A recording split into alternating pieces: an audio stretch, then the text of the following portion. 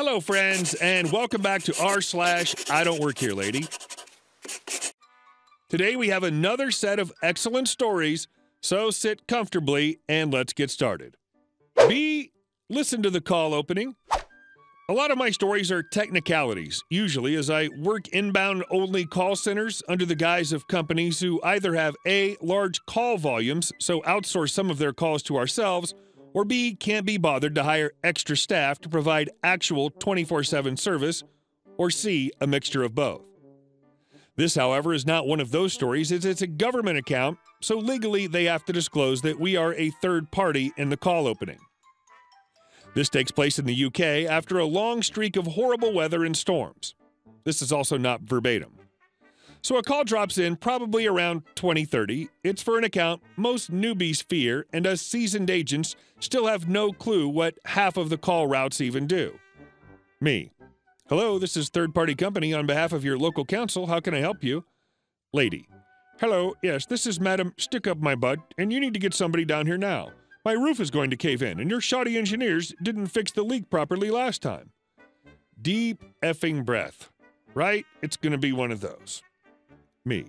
I do apologize you've had issues with your repairs. I do need to ask, is this a council-owned property you're speaking about, or... Lady. Yes, of course it is. That's why I'm calling you. Me. I understand that, but as I was going to say before you cut me there, is it a residential property or is it a commercial property? Lady. It's my effing house. Why would I... Are you thick? Me. There's no need for that language, Miss Stick Up Your Butt. I need to inform you that if this is a residential property, the council does not own any in the area. You'd need to speak to your housing lady. Are you an idiot? Of course you own the property. I pay my money to you. Do you even work for the council? Me. No, I do not, and please refrain from bringing my intellect into question. If you continue this way, I will terminate the call. Now, may I ask which area within the county you're in, because I can give you the number of whom you need to contact. Why are you lying? I have called the council number. You're being fraudulent and impersonating government agencies. I want your name and I want your manager. Lady, we open all our calls by stating that we are a third party on behalf... Your name and manager, you heathen! I had to take a serious pause, but I also couldn't let the opportunity go to waste. Me. Regardless of whether I believe in imaginary deities or not, my objective here is to assist you. And my manager also works for the third-party company and not the council, so I am unsure if this will be, you witch! At this point, I recognize she was trying to get around the vulgar language policy. Again, there's no need for name-calling. Just get me the manager! I put her on hold and hand my headset over to my team lead. All I could keep thinking was, surely your roof is not that important if you can rant and rave and pseudo-swear at me and my manager for 30 minutes, when a call to your actual HA could give you a resolution in that time. Mrs. Stick Up the Butt sounds like a Monty Python character name. And our second story. Ma'am, as I've told you before, I do not work for him. I work for a nonprofit organization. We own an office building and rent office spaces out to other nonprofits at a very cheap rate, though we currently have one for-profit tenant, the taxman. The offices have been a little crowded as we have increased staff size this past year, so how the building is set up, everyone entering has to come directly through my office to get anywhere else in the building. Rather annoying for me, but oh well. It's rather obvious upon entering my office which organization I work for. I have signs and tons of paraphernalia pertaining to my organization.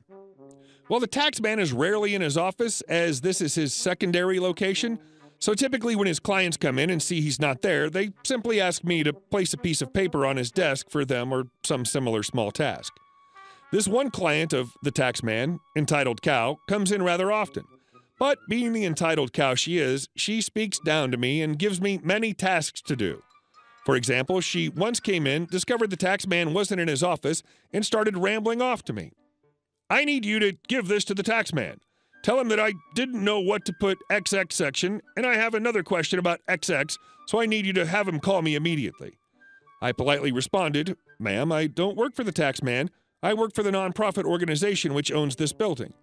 But if you'd like to write down your notes for him, I'd be happy to place the message on his desk for you. What an incompetent employee you are, she stated as she stormed off. This began happening rather frequently, at least every other week. Each time I would remind her that I do not work for the taxman and I would often note that I have no idea what she's talking about. Each time, she would insult me and leave.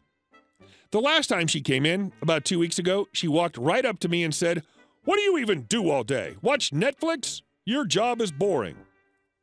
I, politely as possible, said, "No, ma'am, I run a youth volunteer program, run a countywide volunteer center, do all the accounting for the organization, serve as a property manager," and listed off my very extensive job description to her. She laughed and said, "Yeah, right. My daughter's about your age and she just sits at a desk all day watching Netflix. You can tell your boss whatever you want, but I know you don't do anything." What an entitled cow, right? Well, today, about 30 minutes ago, guess who waltzes into my office? That's right, the oh-so-lovely entitled cow. I told her that the tax man is in, but he's currently meeting with someone else, and she could go knock on the door to let him know she's there. She stared at me for a moment before finally leaving my office and walking back to the tax man's. 5 minutes later, she walked back into my office and said, "It sounds like he's meeting with somebody." "Yes, ma'am, that's what I just told you." "Well, I'm not knocking and letting him know I'm here. You're his receptionist, that's your job." "No, ma'am, I'm not his receptionist. And as I've told you many times before, I don't work for his company. You can either wait back there until his meeting's over, or you can knock and let him know you're here. Either way, it doesn't affect me." "Are you kidding me? I'm here for a meeting with him, which was supposed to start 5 minutes ago." I ignored her and she walked out, only to pop her head in 2 seconds later and say, "Seriously, I'm not knocking." I said, "Okay," and she walked back to his office to wait. It's a small building and I can hear everything that happens in the hallways, so I can currently hear her sitting outside his office mumbling, "Seriously? Taxman, finish your meeting.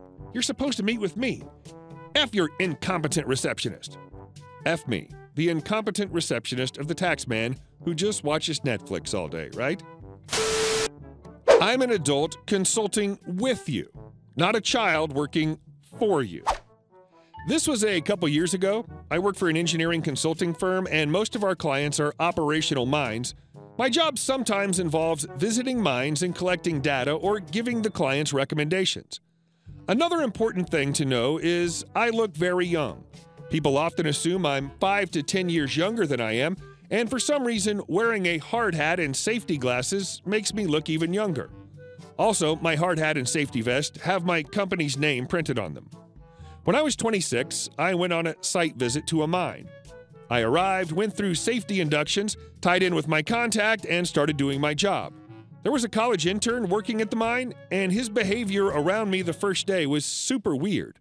He accidentally took my radio. He accidentally put the child lock on the door of the car I was riding in. He accidentally moved my work stuff from one area to another. At one point, he asked me if I wanted to be an engineer, which was confusing considering I was, at that very moment, working as an engineer at this property. I said something like, well, I'm really liking it so far, so yeah, I think I'll stick with it. Later on that day, one of the HR ladies saw me talking to my contact and said something along the lines of, "Oh, a new baby is here. Stop by my office for your paperwork." I'm obviously very confused and just awkwardly stand there. Suddenly, my contact realizes what's going on and starts laughing and explains, apparently the day I arrived was the day some high school interns were also arriving. HR assumed I was one of the interns, and the college intern thought he was hazing a high schooler by messing with me. That was my least favorite job site for a myriad of reasons. But at least I got some laughs out of it. Good to know that's how he treats children he has power over. And our next story. I don't work for the city. This is my wife's story, but she fears the slings and arrows of Reddit. Story's too good, so I'm posting it for her. W is wife, LOLs are ladies of leisure. My wife works for a tech company in a very wealthy town in the northern suburbs of Chicago. The town had been doing some work on their road outside her office. A small part of the road was torn up, along with 2 slabs of the sidewalk and a tiny patch of grass. The torn-up berm was about a 2-foot by 3-foot section of grass that's between the sidewalk and the road. So one morning, enter the 2 ladies of leisure, finding my wife's office closest to the door. They're both on their morning power walk and dressed exactly as you might imagine they would be. LOL number 1. Excuse me, who's in charge of the sidewalk? My wife. Sorry, what? Who are you here to see? LOL number 2. We want to talk to someone about the state of your sidewalk. My wife. Well, it's not our sidewalk. It's public property we don't own. LOL number 1. This is unacceptable. Our morning walks have been ruined for weeks now. LOL number 2. Do you think it's okay for us to be walking past broken concrete and mud? My wife says, we don't own the sidewalk. It's public property. There's nothing we... LOL number 2.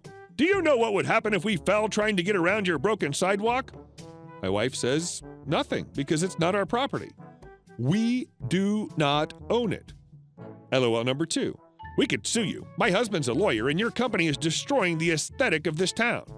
My wife then asks, how are you not getting this? We rent this office building. That's not our property. We have zero control over how long it's going to take the town to fix it. LOL number 1. Fix it, or we're going to complain to the city. Yes, please go ahead and talk to them. That's who you should be talking to in the first place. LOL number 2. This is ridiculous. I'm calling my husband. You'll be hearing from his law firm. They stormed out in a huff. The city finished the road construction about a week later, but they never planted new grass on the tiny berm. It's been over a year, and the two LOLs still pass by every morning and pause to talk in loud, disbelieving tones about the very existence of a tiny strip of dirt in their beautiful town. My wife watches them from her office window, getting a small bit of satisfaction from their continually shocked reactions. Never heard from their lawyers. Hey guys, thank you all for watching the video to the end, and I'll see you in the next one.